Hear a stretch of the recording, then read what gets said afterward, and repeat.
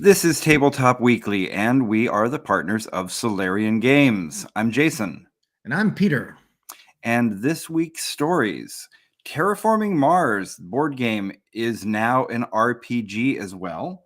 Yeah. Wizards of the Coast, here we go. We're talking about Sigil again, but this time Wizards of the Coast shuts it down and lays off 30 people. WizKids has a Mr. Potato Head beholder. It's so cool, dude. So cool. And the world's largest dungeon returns. And before we get into the stories, we'll tease a little something we're going to talk about at the end of today's show. Peter, what is the news that we have about ourselves? All right. So today officially marks the, I guess we call it the hard launch of our Patreon. Everything is up for this month. This month's rewards are up. So we'll talk a little bit more about what that means. But it's live as live can be. Yeah. So we'll tell you what's on there at the end. And thanks to the people that have already joined. So that was really good. That made me feel nice. Yeah, that was a really, I mean, it was awesome that people joined, and there really wasn't much for it yet, but they trusted us with their money. So that was really cool. Yeah. And I'm glad they trusted us because I'm really grateful. We plan to deliver. Yeah, I'm really grateful. Well, you got the first story today. I do. So let me show this. All right. Terraforming Mars. All right. So Terraforming Mars is a popular board game, but they are now making it into a tabletop RPG. It's let's see, they're transferring Mars into a corporate controlled planet suitable for habitation. Wow, look at this. It's already raised 380K. In fact, it has, I think, is it finished? I think it's finished. I think that's where it ended up. Oh, okay. Okay. 380,000. So the board game, have you played the board game before? I have not, but I really want to play it. This looks cool. I have it. I haven't played it. I've just read through the rules and just imagine what it'd be like to have enough friends to play it. Yeah, so no shit. It's not a co-op, which I kind of appreciate because I've gotten a little tired of co-ops. But the board game itself is you're playing strategically, competing corporations. It's it's a worker placement game. You're trying to raise the temperature of the planet, create a breathable atmosphere, make oceans of water.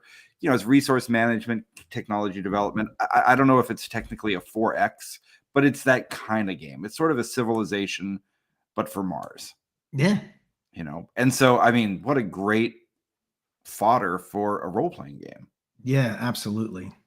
I mean, there's so much that could go on. There's so much you could do with that. I mean, as a game master, I've already got like 3 adventures in my head I could run. So I'm just taking a look at some of the stuff that they actually included with this Kickstarter, which I thought was really great.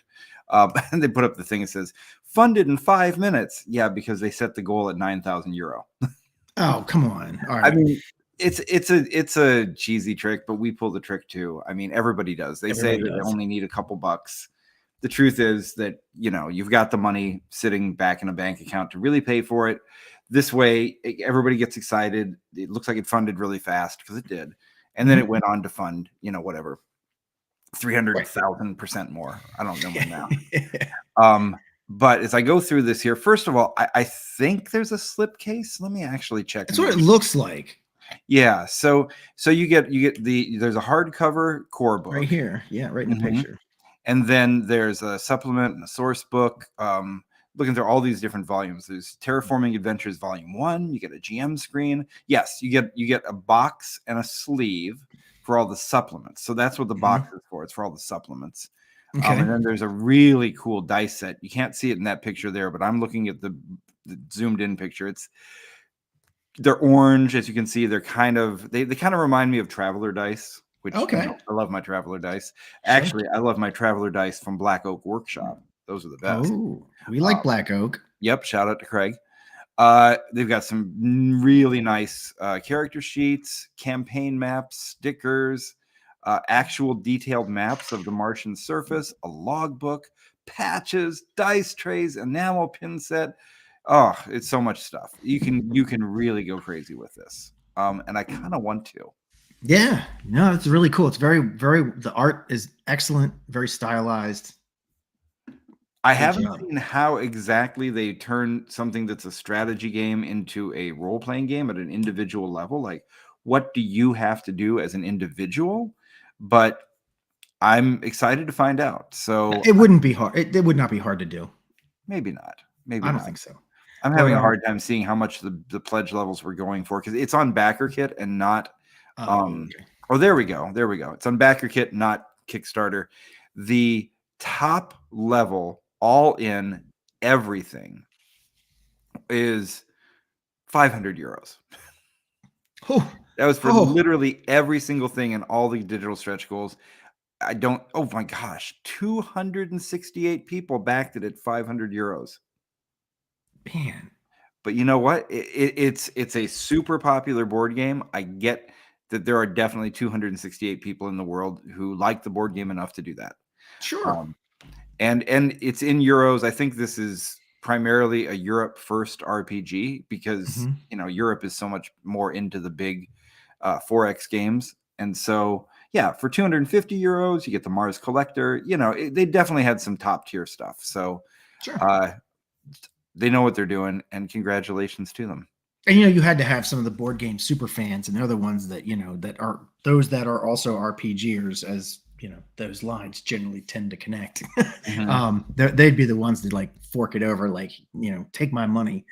But they got 1,800 backers, and it. Let's see here. Just real quick, in Terraforming Mars, you play through the future history of the planet from several different perspectives, from the early days of colonization effort to the completion of a stable Martian biosphere. You won't have, check this out, Jace. You won't have one single player character, but several over the course of generations. Individuals live and die on the red sands, cities rise and fall, and the world around you will be utterly transformed. But the corporations continue on dominating Mars culture and society for generations. I love it. I'm in. I like it. That's a cool take. Yeah. Actually, because I'm like, in a lot of RPGs, you got to level up and like you get more powerful. And like, what is that really? How does that translate into, a game like this? It doesn't. Instead, they went with a different approach where you go generation to generation. I like it. I like it. Yeah. Nice. Awesome. All right. Let's do the next one. All right. So we have talked twice, maybe even 3 times, I can't count, already about Wizards of the Coast's virtual tabletop, 3D, whatever you want to call it, the dollhouse, the sandbox, the virtual tabletop project, Sigil. And now it's dead. So wait a minute. So when I heard this story before, I didn't know that they'd actually killed it. I just thought they fired a bunch of their staff, which is what gaming companies, video game companies do it all the time. It's just that's the way it works. That's what I thought too. I figured it's a video game. They finish the game, they put it out, they fire everybody. Just that's what they always do. But no, this was, in fact, one of the things about it was apparently part of the problem was that Wizards of the Coast doesn't know anything about doing video games, and this wasn't a video game anyway. So, first of all, I want to say Rascal News has really, really won me over as a good source of tabletop gaming news. These guys are now doing proper journalism. We're talking like Polygon level stuff. So, yeah, a lot of what we're going to talk about I got from different sources, but a lot of it came from Rascal News. So that's excellent. And just as a notification or whatever, it is a subscription service. I think I pay like $5 for it, I think. Anyway, so there was an internal email accompanying the layoff, and so it says Wizards of the Coast's virtual tabletop is going to fold into D&D Beyond, and that's it. It's over.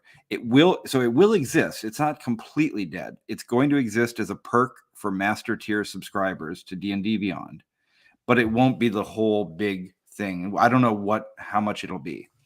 But here's the background. So there's this guy, Andy Collins, and according to his LinkedIn, he was the de facto design lead. So I guess right there, that tells you something about how well organized they were. They didn't have an actual official design lead. They had somebody who just sort of de facto design lead. He ran the thing. I hate that. Oh, I know, right? I can just feel my blood pressure going up. Dude, my hair on my neck stands up because you and I both do project management. And when I'm at work and I go to approach somebody on a project and I'm like, okay, who's the manager? And like, well, we don't really have a project manager. I'm like, no, don't say that. Yeah, yeah. Don't So say that. I get the feeling that Andy Collins probably was just the person who stood up and took the most responsibility, right? Oh, that poor guy. All And right. for his and to reward him, he was laid off Yeah, along of with course. 30 other people. So there was an internal memo that's been leaked. A number of the fired employees have been more than happy to talk to the press. Although, other than Andy, it's been on background anonymously. Mhm. But this memo has been confirmed. So Dan Rawson is the senior vice president of Dungeons and Dragons and Hasbro Direct, and he sent a memo that included the following. After several months of alpha testing, we've concluded that our aspirations for Sigil as a larger standalone game, I didn't know that was their aspirations, with a distinct monetization path, again, all right, will not be realized. As such, we cannot maintain a large development effort, and most of the Sigil team will be separated from the company this week.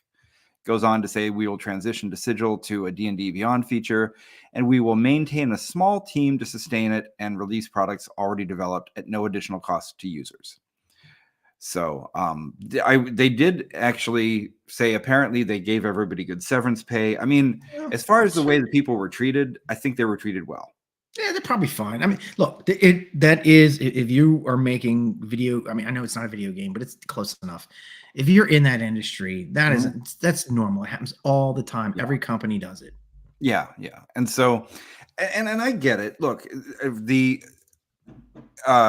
estimate, and this is from internal employees, kind of basing the size of the team, salaries, all the stuff they put in it.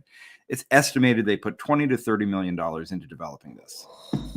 Which, I mean, you think about it, a 30-person team over No, that sounds a right. number of years. Yeah, I mean That sounds right. That's about right. And sometimes you make a bet and it doesn't pay off, and somewhere along the line they couldn't figure out how to make money on it, so they said cut our losses. Fair enough. But apparently it just wasn't going too great on the inside. So the Sigil team was notified Monday that all but 3 team members, all the 3 team members would be laid off. And but apparently it's been really crappy. The place that they identified, like the inflection point where it all kind of started to go to shit, was at Gen Con last year, 2024. There was a live action or actual play, right? You know, the kind of critical role type of thing. And it was going great. They had all really great players and everything was going along smoothly. They took a little intermission and they come back from the intermission. And now up on the screen, they have Sigil. They've got the 3D thing. And the idea was that the players were just going to start using it like they would with a tabletop. Oh, we're going to be really cool. Trouble is, I pointed out before how shitty the UX was on that thing. Mm-hmm. Right. That was the problem. They couldn't figure out how to use it. It wasn't intuitive. Apparently, from reports of people who were there, the entire flow of the game just ground to a halt as they stared at their screens and didn't know what to do and couldn't figure out how to move stuff around, and all of the magic of D&D just went poof right out the window. It's a shame. So that was really bad, and I guess there was a lot of infighting, like, this sucks, why didn't you do a better job? But you can't do, I do software development, you cannot do a good job if you don't have good leadership, if you don't have goals set correctly, et cetera, et cetera. Software is the, you know, from just real quick, from my acquisition training, you know, working for the Army, software is by and far the most risk the most risk laden aspect of any project. If you're machining something, using labor, doing you know, a service, all that stuff, you take everything that you could possibly do in a job, software is the number one risk that you can take. I'm gonna be a little bit inside baseball here and bore the crap out of anybody who doesn't work in software. For the past decade or much longer, there's been this cult of agile, you know, that everybody's moving quickly and doing things together. Right. And there is no dirtier word in software development than waterfall. But for anybody who doesn't work in software, waterfall is basically You do one thing, and then you do the next thing, and then you do the next. And executives hate it because it looks slow and looks inefficient. But when you do it that way, the stuff generally works. Mhm. When you do the agile and everybody rushing in all directions, that works, but only if you have really good leadership. And it doesn't sound like they did. Right. Wizards of the Coast- That generally takes a person, from my experience, that generally takes a person who is not producing anything. Yeah. You got one person who is managing all of the people, and that's all they do. Yeah, that's your Scrum Master. Yeah, That's your Scrum Master. That's all they do. They are not responsible for making anything, because Mhm. they're making sure that all the pieces and puzzle and everything's fitting together. And wherever there's a fire, they put it out. Yeah. And I mean, I just think Wizards of the Coast has no experience making software, really. I mean, they whole D&D Beyond, I think, came from an outside company. So here's a quote from the employee, from an anonymous employee. Sigil's sudden death was more of a murder. They describe a company-wide lack of coordination during their tenure, where they never interacted with the book publishing team. And this is great.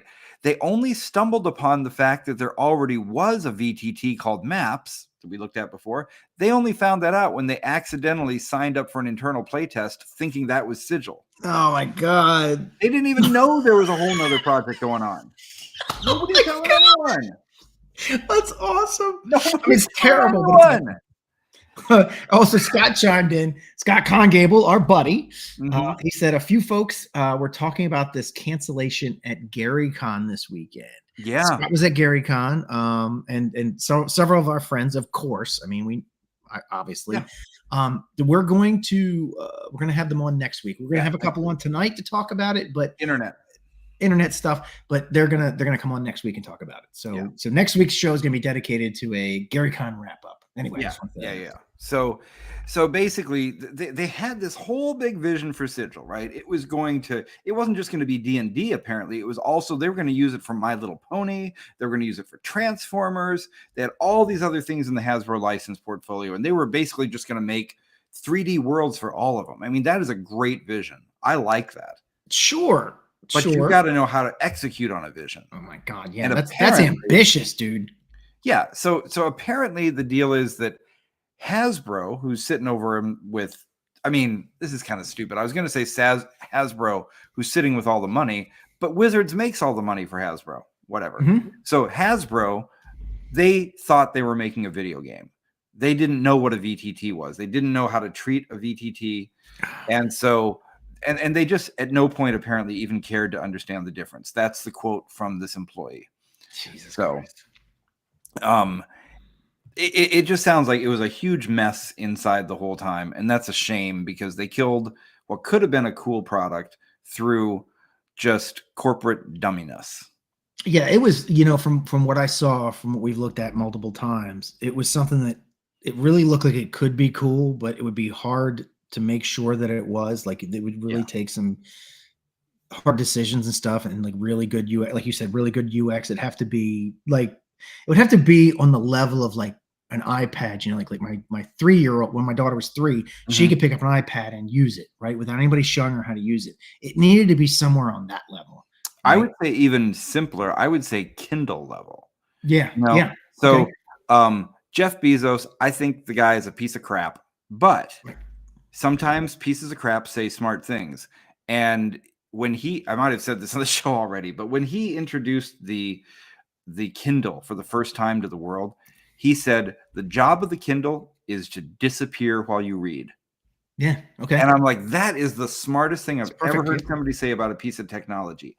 And that's what a good virtual tabletop should do. It should disappear while you play the game. Sounds like he was reading Norman's book, huh? Yeah, exactly. Right. So I'm one good thing is coming out of this. I'm going to use this to write some UX blogs. Oh, cool. Awesome. Here's how to lose $30 million if you don't pay attention to good UX. Oh my God. Yeah. But here, let me give a little wrap up, a little coda to this whole thing, a little background on this. So if you remember, in December, not last year, but the December before 2023, Hasbro did some big layoffs. Yep. And apparently that was part of it. A lot of people who knew what they were doing went away. Hasbro laid off 1,100 people 2 weeks before Christmas, which is what they like to do, right? And somebody sat down and worked out. They figured out the 1,100 people. They figured out all their salaries, and it added up to almost exactly. This is so sick. Wait. Almost exactly the same amount as the executive bonuses that Hasbro C-Suite got.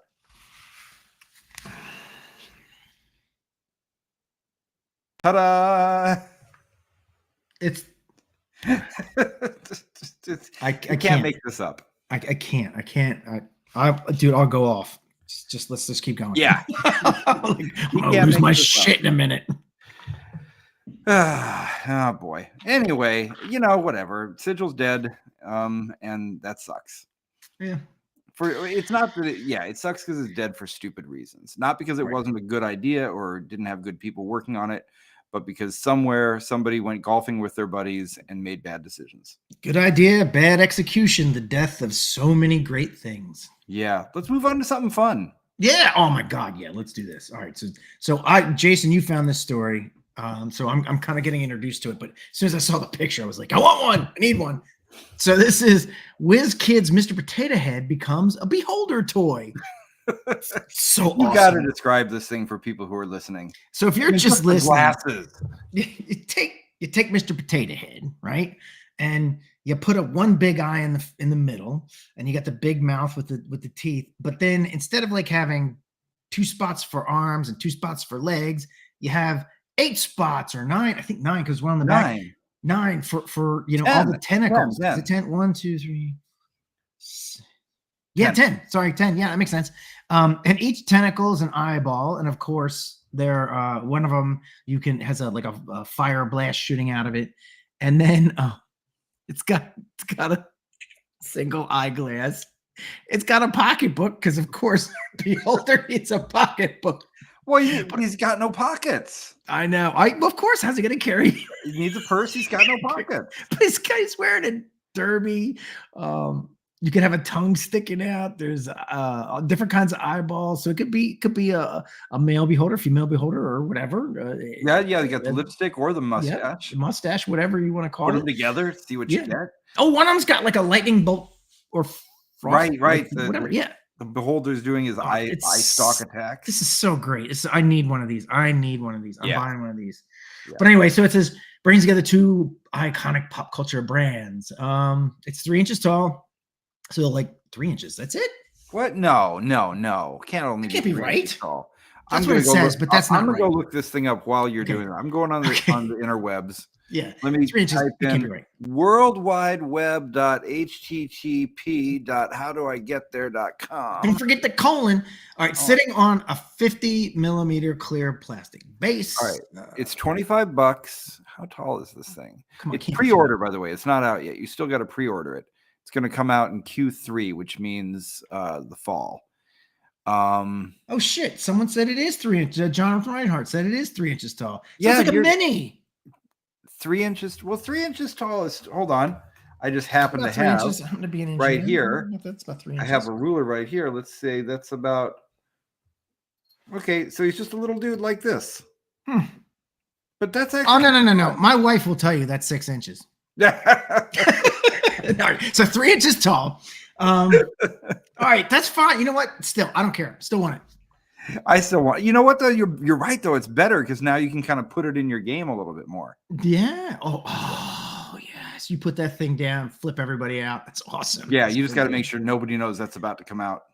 So good. All right, yeah. So 10 eye stalks, eye ray, lightning ray, glasses. Change out his eyeball as he gets hurt, so you can show his the look on his face. Oh yeah, so they show up and they hurt him, and he take his eye out, put the angry looking eye in. Yeah. It's awesome. I need one. Yeah, I love it. All right. You know what? Father's Day is coming up. Hey, there you go. Point. All right, let's go to the next one. All right, the last one of the day is from Alderac Entertainment Group, AEG, a bunch of folks we really like. Well, actually, no, sorry. They made this originally. I don't even know who's making this now. Doesn't say. Anyways, what this is is the world's largest dungeon returns. And I had to check this out because I was like, wait a minute. I thought I'd heard of the world's largest dungeon before, and I want to check these claims. So in 1985, there was a thing called the 100 level dungeon that would show up. You know how you'd look in the back of magazines like Dragon Magazine, and you'd see all the stuff that indie publishers were doing. And sometimes it was a real thing, sometimes it wasn't. And this is one of those ads. I think everybody saw it. I don't know how many people actually bought it. And I see a lot of people talk about the 100 level dungeon to this day. It's become a little mythical because most people have never seen it. I was lucky enough to get a PDF copy of it. And here, let's take a look at the actual original 100 level dungeon before we talk about the new world's largest dungeon. All right, hold on. So I downloaded. while you pull that up, I'll give a little background here. So back in 1985, or back in the mid 1980s, there was a guy named Ed Dobransky up in Ontario, had a game company, I think, called Fantasy Monsters. And he originally had offered up a special deal where if you bought this one product from him, you would get for free a 100 level dungeon. And then pretty soon he started selling the 100 level dungeon on its own for like $6. And so what you get with it is it's 3,000 rooms. It's only about 30 pages, so you get a lot of rooms per page. Let's see here. 36 million square feet, I should say. So it's got hundreds of levels, every combination unique. You can break it into smaller dungeon, 40 traps, 32 magic rooms, 36 magic items. And Ed Dobransky did pretty much everything. He's marked on here as the cover artist, the interior artist, and the creator. And then the editor is Judy Salvador. And they would later go on to be married. Ask me how I know, because we were very interested at Solarian in putting this out again, in bringing this back. And I managed to get a hold of Ed Dobransky about 5 years ago. And I said, would you be okay if we put this out again? And he's like, yeah, that sounds fine. Go ahead and do it. And I said, great, send me a copy. And he's like, I don't have a copy of that. Why would I have a copy of that? That was 1985. Right. So I went on a search for it to see if we could find a copy and put it out. It took me 5 years, and I finally found a copy. And so I went back and I wrote back to him and I said, Ed, I finally got a copy. And I got silence. And then I wrote again, and the email bounced. And I've been doing all my sleuthing. I'm worried because his house just went up for sale, just sold 2 months ago. Oh no. I did find a obituary for his wife, Judy. And I don't know if he's still around. I hope he is. I really hope he is. Whether we ever get to put it out or not, it has nothing to do with why I hope he is. I hope. Oh yeah, right. Of course. I'll go back up just 1 second. There was something about kissing a buttock. What was that? I know. I'm trying to go through it fast. I don't want to. We talked about not. You don't want to show too much of this. But, okay, let's just stop right here on just one of these. Apparently, there's some statues in one of the rooms. You roll to see what type of statue is encountered. So it could be either an ask me a question or a statue with secret compartments. Pull the magic item, pull the sword, pull the artifact. And then in the secret compartment, there is a random statue action. So you can roll to see on a D20 what you have to do to get the secret compartment. And you want to read what some of what things are you have to do? Sure. We won't start with the best one, but we're going to poke right eye, place finger in right ear, pull index finger on left hand, stick finger in, kick in buttock, and we'll just leave off on the best one, kiss buttock. Yeah. So it's awesome. This thing was written with a lot of humor and a lot of fun. I really love it. I'm happy to have a copy that I can run people through. I would love to find out that Ed's okay and would still be interested in doing it. But either way, I just wanted to make sure before we talked about the world's largest dungeon that we did a proper shout out to the original World's World's Largest Dungeon Largest by Ed Dungeon. Yeah. Dobriansky. Look at this. And This is amazing. it's This is so so fun. old school. I love it. I think this was the first mega dungeon. How I many mean, of I'm these? probably Maybe not this big, but how many of these types of maps did you do? I did tons of them. no. I was always building overland stuff. I was building, cities and stuff. I never really did dungeons. Oh, I did a few dungeons. Yeah, quite a few. It's fun, right? Yeah. I Anyway, really miss just sitting at my desk, age 14 or whatever, and there's nothing else to do. You're just bored, so you just make maps. oh my God. I used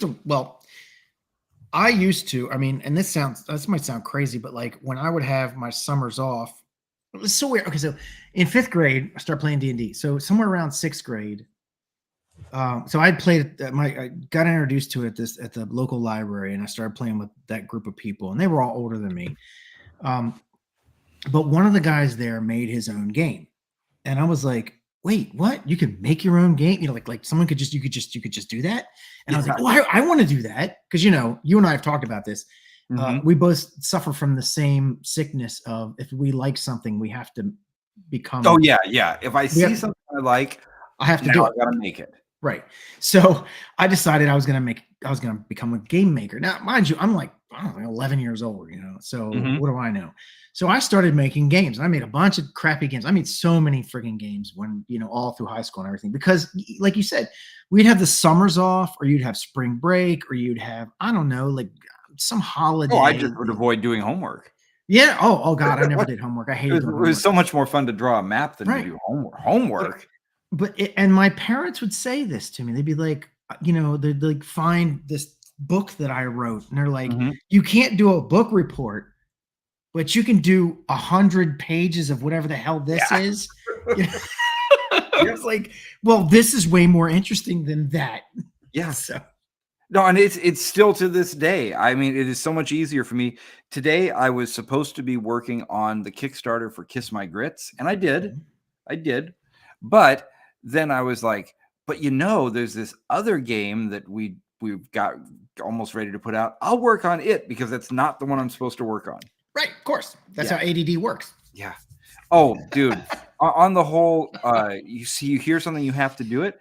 I'm driving along. I'm listening to a podcast all about Disneyland and behind the scenes with and I instantly I'm like, I have 4 ideas for games. I have to. Oh wow! Jesus Christ! Don't worry, I'm not going to do them right now. Good. No, you're not allowed to. Right. No, thank you. Yeah. No, we sat down at Waffle House a couple of weeks ago, and you asked me, what do you really want to be working on? And then you're like, hold on, wrong question. Here's what do you have to be working on? Right. Finish your plate. Well, this is what I said, right? Remember what I said, what do you need to do? And we decided that Kiss My Grits was the thing you needed to do. Yeah. Right. And I was like, but then I'm like, and after that, you can do anything you want to do. Yeah. Right. Because I'm the same way. You need the same thing with me too. No, I need it. I need to be told that. So, so Kiss My Grits, just so everybody knows, we're going to launch the Kickstarter on the 29th of April, which is a Tuesday, because that's when you're supposed to do it. The game's done. We've just been getting quotes. We found some quotes that we can afford. And so we're going to figure out all of how do you market it properly for 5 weeks ahead of time. So we'll talk about it next week when we have something to show. But hey guys, we'll get that out. Card games are expensive. Yeah, they are. I mean, to produce them. Yeah, they're really expensive. So we don't want to take a bath on it because we want to at least break even. If we can break even, we're happy, right? We don't. But you know what?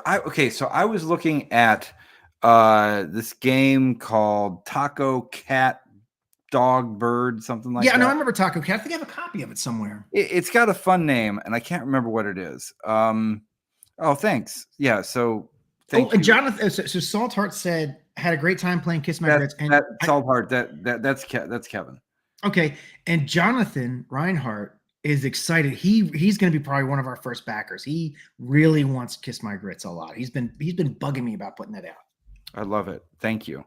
What was it called? It's called Taco Cat Goat Cheese Pizza. right? So it's this card game. I went and I looked up their Kickstarter. They did it, 5 years ago or something. And they raised, like $8,000, and they put it out, and it was really basic. It was just like the video was like a couple of kids being like, "Hey, Dad, we like the game," and I was like, "Yeah, that's a really neat idea." So as of today, I'm not saying this is going to happen to us, but I'm just saying they made their little card game. They got 8,000 of them out, or $8,000 raised to put a few of them out, and now you can buy it in Walmart. You can buy it in Target. It's estimated that they've sold something like 1 million copies at this point. Yeah. So, I mean, you got it. The game, that's because the game was so good. Right. I'm not going to pretend our game's as good as whatever they did, but I'm just saying, it'd be nice if we broke even and then made some more money. Yeah. Our dream, we have a dream. Our dream is that you can go into Cracker Barrel and buy Kiss My Grits. Yeah. That is the dream. That is the dream. So we'll see if it happens. I don't know. But hey, we're talking about the world's largest dungeon. So let's talk sorry. about the world's largest dungeon. Hey, ADD sidetrack. Oh my God, when you have two ADHDers running a podcast, what happens next? All right, so the world's largest dungeon. I've already lost all my notes. There they are. It was put out in 2004, and it is in the Guinness Book of World Records for the, I guess, biggest dungeon. And it actually does sound really cool. So the original one, and this one too, it is designed to take players all the way from level 1 to 20 in a single dungeon. Okay. And it has every single monster in the SRD. Wow. Check it out. And it is, and so it's big deal. People love it. And now they are bringing it back with a platinum edition, because I guess 2004 would that be 4th edition or 3.5? 2004. Crap, I don't know. I think it's 3.5. I think so, because I don't think you would do anything fun with 4th edition. So they're bringing it back for 5th edition. They're calling it the Platinum Edition. It's going to have 16 new boss miniatures. It's going to have curated miniature sets from Reaper, 16 poster-sized maps, 1,600 original encounters. I guess that means new ones. Fan roll dice, an audiobook, which is pretty cool. And the original lead designer, Jim Pinto, has returned to the project. So he's redesigned the infamous first level. I have to confess, I've never seen this, so I don't know why it's infamous. I have no idea. And the whole thing is going to come out as a 4-book set, and the cover art looks nice. I'm sold. I want it. Yeah. I'm never, ever, ever going to run a campaign where I take people all the way up to level 20 through a single dungeon. I'm never going to do that. No, never. But I will say this. Let me answer this. I know you don't watch anime so much. You're not into it. Anime? Never heard of it. Yeah. So there is an anime called Delicious in Dungeon, and it does have silly anime stuff in it, which is the stuff that usually turns me off to anime, and I just kind of like accept it, where they're like, small mouth. Yeah. But thing, I know about it. I know what it is. But the story is really cool, and they actually, if you're gonna do this, now I haven't seen this, so I don't know how they handle it. So they could probably handle it just fine. But there are certain aspects that they did, because the Japanese writers are so good. They actually gave a lot of story as to why people would go to a dungeon, return to a dungeon, leave a dungeon, come back, and a lot of it. The reason why it's called Delicious in Dungeon is because the characters in it. There's 2 main characters in it that love eating monsters, and they like create all these recipes. They like make sushi out of this, and and it is really cool. And I love to cook, which is what turned me on to it, because I was like, oh my God, it's dungeon crawling and cooking. I'm in. And it's true too. Like, they do these really interesting recipes with all these different monsters. But that would be I think that would be a really awesome thing for you if you're going to do this, if you're going to buy this and get into this. Watch that too and see if you can incorporate any of that into it. Yeah. There is a lot of valuable stuff in that anime series. I'm going to buy this book, and I'm not going to play it even once. I'm just being perfectly honest. I'm going to have big dreams. I'm going to be like, I'm going to get everybody together, but I'm not going to do it. Yeah, that's fine. But you know what? I'm gonna try because so I go to this co-working space even though I work from home because sometimes you got to get out of the house. Yes. And it's cool. It's a new thing. I mean, I live in a small town. It's cool that we even have one. And so I'm friends with the person who runs it, and she's cutting me a really good deal if I want to start hosting game nights there. Oh, that's awesome. So I think if I can commit to it, I do want to start doing like a weekly game night down at the co-working space. You should. And just invite people over, run some stuff. Probably not this, but some stuff. So Jason, so from my experience, you've worked with me for several years now. I have a game night, a Friday night, I game. I don't work on anything. I game on Friday nights. And to me, it's super important because to me, it keeps me in touch with what I'm doing. So it keeps me in touch. So if we're making stuff, right? But if I wasn't playing anything, let's say I was like, I don't have time to play because I'm making stuff. And a couple of years went by, I feel like I would lose touch with what it is that I'm doing. I mean, I know, but I think it's important that you start up a group online, which isn't great, and it's 5e, which isn't great. And I get the most enjoyment out of the con games, but Hey, Ed Lopez, thank you. Yeah. Look at you in the chat. Hello. You played with Merle. Awesome. Tell us about it in the chat. We want to hear how that went. Did he play with Legos? So, and Scott was there. He ran a bunch of games. Yeah, I can't wait to hear how all that went. The top secret stuff is getting bigger and better every time. And maybe they'll invite me back next year. Maybe. Anyway, let's talk about what else with the Patreon. Let's wrap up there. Let's wrap up with the Patreon. All right, fantastic. So, we decided to do a Patreon. So we were at Page and we sat in on a panel, and one of the guys had mentioned doing a Patreon for for helping your company get stuff out and generate cash to keep you working and stuff, because we got to pay the bills and everything. And I had raised the question with him. I said, hey, we haven't done that. We've thought about it, but we haven't done it because I don't want to create all this extra material. I'm having a hard enough time creating all the stuff that we're creating now with the schedules that we have. Then we got to make more stuff, and I don't want to do that. I'm going to run under typewriter ribbons eventually. No way. I want to make sure we're staying on task. Yeah. And he said, no, you're looking at it all wrong. He said, if you do a Patreon, then you can do like this. All that stuff that's sitting on your hard drive that you're waiting to get to the actual final form, which takes a lot of work. Yeah. He said, you can share that with your fan base, your audience, your crew, and, build a community, and they'll be happy to play it and test it and give you feedback. And it only makes it better. And they're happy to get stuff, and you don't have to spend a zillion hours getting it to that final pristine, book finish before you can share it with your audience to see, let them have fun with it. Yeah. So we decided, we're going to do it. We're going to try it. So so we committed to it. We set the Patreon up, and one of us somewhere along the lines set some launch date somehow. I don't know. Yeah, I don't know. It turned itself on. It turned itself on last week. So I've been playing catch up because I took the responsibility of making sure this thing goes forward. So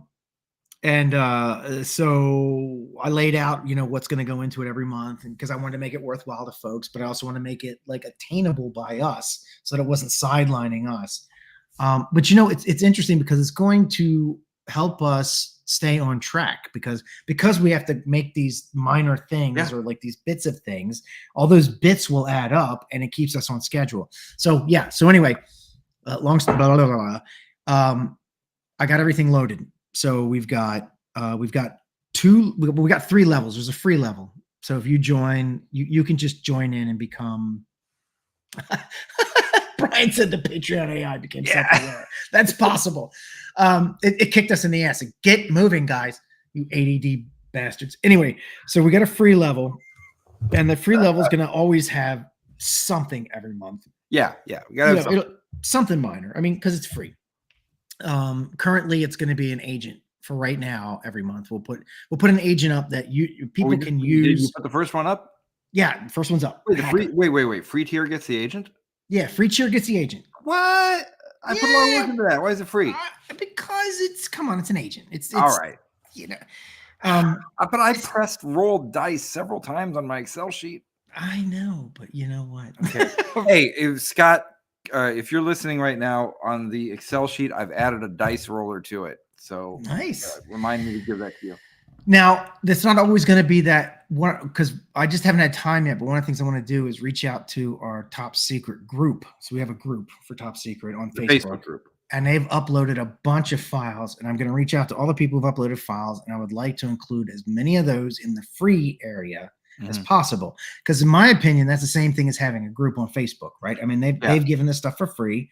This is free. I actually already pinged everybody about it a few months ago. So I'm not saying we don't have to, but I'm just saying check the message I sent because I already checked with everybody and they were pretty cool with us making it available to the public. So we can say again, we're doing it, but don't worry. Everybody was, look, the Facebook group. And if anybody's listening and you're not in the Facebook group and you play Top Secret, go join it. It's Top Secret NWO. It's less than 500 people. So it's a small group and it's all people who are actively playing and a lot of them are making stuff. And it's another thing I'm really grateful for because it's the actual, it's the people who care enough to play and suggest ideas for it. And it's a great community. They post stuff all the time about cool top secret stuff you can use. Dude, somebody came in a couple of days ago. I forgot his name. And he said, could I use this for like an X-Files type game? And so I was like, somebody else was like, well, not really because the tradecraft isn't set up for that. So I said, well, you could homebrew it. And he's like, I got ideas. And he was like off and running. So he might, who knows, we might see him come back with some X-Files style tradecraft. That would be awesome. That would be really awesome. I think there's a place for that. There is a place for that. We're not going to talk about it today. But in the near future, we will be talking about another setting that we're going to be doing that I'm not going to say anything except I'm really excited about it and it's legit as hell. It is totally legit. Yeah. It's going to be cool. You guys are going to love it. Trust me. Yeah. Trust me. But anyway, so what I have now, it's not Cold War. I don't want to get anybody's hopes up. It's not the Cold War setting. It's not the Cold War. It's not Cold War. So we have a seeker level and we have a navigator level. And the reason why we use seeker and navigator, we're trying to create this theme. Solarian is kind of like futuristic, kind of like space kind of thing. Navigate. So the seeker level is $5 a month, and that will get you certain rewards. And then the navigator level, of course, is $10 to get you bigger rewards. You do get I think it's only once per quarter. Peter has to come give you a massage. It's full body, but yeah. Anyway, so for the navigator, we have Scott has generously. So Scott Congable, our best DM, yes. I mean, the guy who knows the game better than we do, really. He wrote this tradecraft guidebook or accessory or manual, or whatever. I don't have a name for it, but anyway, the tradecraft manual. Sure, and it's this humongous expansion on how the tradecrafts work. So I think tradecrafts take up like 10 pages in our book, or maybe 20, maybe 20. His takes up like 120 or something like that. I'm sorry, Scott says he's going to pass on the massage, but I'm sorry, it's mandatory. So right, especially for you. Rules are rules. So anyway, so he graciously, he wanted us to put it out, but it's such a big book we're going to put it out. But it's such a big book that it's going to take some capital. Yeah, it's going to take a minute. A minute and $1. Because it's going to have, we have to have art and we have to have layout, blah, blah, blah, blah. So anyway, for the Patreon, he agreed. He said, yeah, it's totally cool. For the navigator level, we're going to put out 2 or 3, depending on how big they are, of each tradecraft. So this month's release is 2 of them. It's asset handling and what's the other A, the first one? I just worked on it. I can't remember. My brain's fried. Anyway, so it's 2 of them, and it's way expanded. So that you can download that. I also put up started doing the world building stuff. So Algeria, the country of Algeria in Africa, I did a world book entry for that. So it talks about all about Algeria, how to infiltrate and exfiltrate. So the filtration of the border, how hard it is to get in and out of. It talks about their Analysis. The other one was analysis, Scott says. analysis. Yes, analysis. So analysis and asset handling. And then so it talks about like their military, their police, their special forces, the terrorist groups in the area, known crime organization. So it gives the administrator everything you would need to know to run adventures in it. And then I also went through and made a whole ton of plot hooks. So there's like a whole bunch of plot hooks that you can create adventures from. And Scott has already said he wants to do a full-on adventure on one of the plot hooks. And I'm like, awesome. Yes, please do. Well, yeah, that's the other thing. I want to remind people that I believe you can get Scott's games on DriveThruRPG, and he'll probably tell us in the chat if I'm lying. But RPG, yeah. Go and look for Scott Congable's adventures on DriveThruRPG, because you can pay money and get. I mean, he's doing like one a month. This is amazing. He's killing it. He's retired, and this is what he's decided to do with his retirement, which I love. It's awesome. Good for you, Scott. So That's cool. Fantastic. And I feel honored that he chose us. Oh yeah. Oh yeah. So so all this stuff is up there. The new character for the month is up there, and we'll be putting other things up just kind of as we go. So it's not going to just be once a month. It's going to be just basically like you were saying, right? It's a peek behind the curtain. So it shows some stuff. So for example, I'm not going to name the specific thing. And you know what? I gave myself a tattoo specifically to remind myself not to go around shooting my mouth off. Yeah. Don't say it. Yeah. So that's what this is here, right here. This is my little Latin tattoo, Concilium mehum mihi reservo, which means shut the hell up. But that will be a thing we will announce there. But we do have a game that is going to be coming out soon that I will be releasing some stuff in advance for. So there's things that are not top secret that are going up there, is my point. Oh yeah. So we've talked about More Blood. There is we are gonna put, I forget what month I have it on, but I've already got it scheduled. There is a month where the More Blood beta rules will go up, where you can play More Blood. You can download the rules and play it. I'm going to include 6 of the characters and one of the heals. So you can play a game, and then everything you need to play those, but everything else is not going to be in there. Yeah. It's only going to be, you'll have everything you need to play that setting. And then like a couple months later, we're going to do More Dungeons, which is a fun one, which I don't even know if we're ever going to release that as a game. That might just be something free that we give away. There's nothing wrong with, the way I look at it is this: we can always put some stuff for free that's Patreon only, or even eventually stick it on the website if we think that the Patreons have gotten enough for the value that we can give it away for free.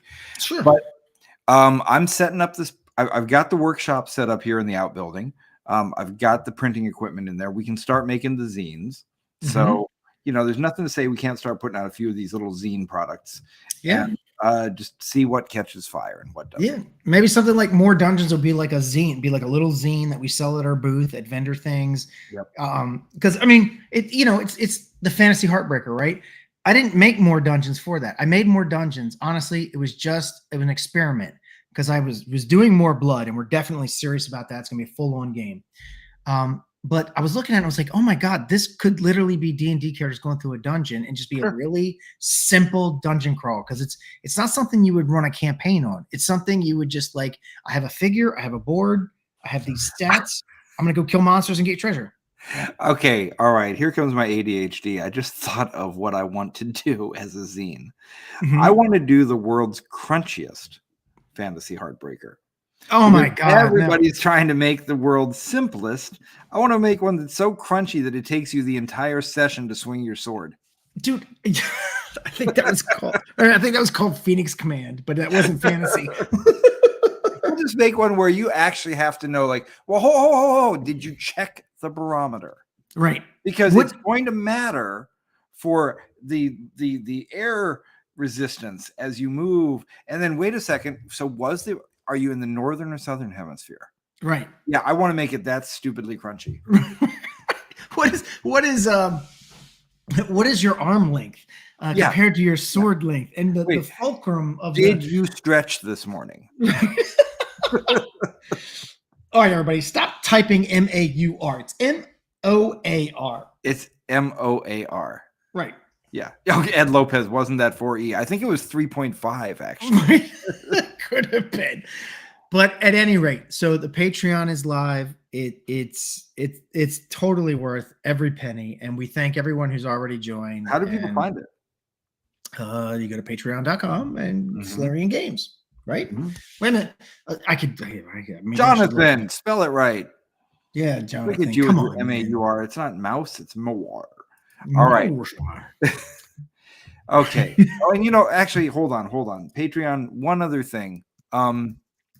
We are not doing it this week, but as soon as we can figure out the technical how-to, we are going to start doing a little thing where we have an after hours tabletop weekly. So Patreons will be able to hang out with us after the show. Yeah. We'll be more drunk and talk more crap, and it'll be off air, so it'll be more. So. And being that it's off air and off record, if you ask us questions, we might be more willing to answer some of them because it's unofficial. But we'll see. Yeah. But yeah, all right. So it is patreon.com/Solarian. You'll find it. We'll stick it up on the website as soon as I do that. Right. All right, that's it for this week. We have gone to almost an hour, and we always said it would be a half an hour. It never is. Never is. Thanks everybody for listening or watching or smelling or feeling. Whatever it is you're doing. And like and subscribe and give us reviews and subscribe to our Patreon. Right. Maybe buy some of our stuff. It'd be really cool. I don't know. Nice to us when you see us in person. Say hi to Scott Congable. Yeah. Do all of that. All right. Thanks everybody who is in the chat tonight. We really appreciate having you guys here. It makes a big difference. Yes. And we'll see you all next week.